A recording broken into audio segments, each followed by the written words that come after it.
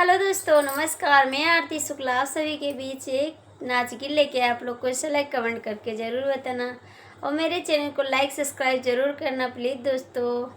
Comment में बताना मेरा गाना कैसे आप लोग शेयर नहीं कर रहे हैं मेरा गाना और सपोर्ट भी नहीं कर रहे हैं। जो गलती होगी उसे माफ़ करना, मेरा भी सपोर्ट करिए प्लीज़ दोस्तों।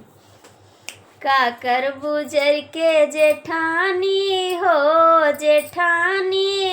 मोरे मनवा के मिलल परानी हो, मोरे मनवा के मिलल परानी हो। काकर बुजर के जेठानी हो मोरे मनवा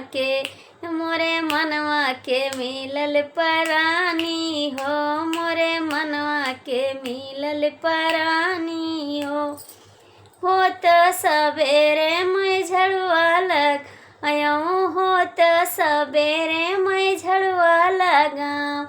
तू बैठा रानी निहारी हो मोरे मनवा के मिलल परानी हो, मोरे मनवा के मिलल परानी हो। काकर बुजर के जेठानी हो मोरे मनवा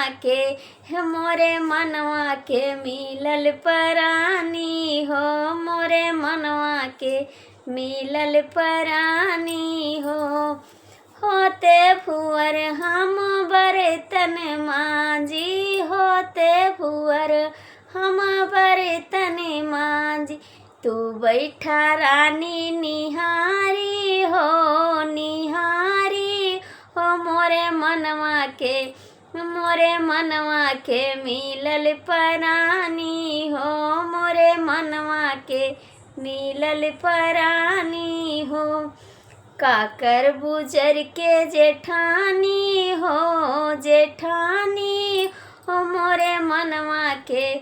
मोरे मनवा के मिलल परानी हो, मोरे मनवा के मिलल परानी हो।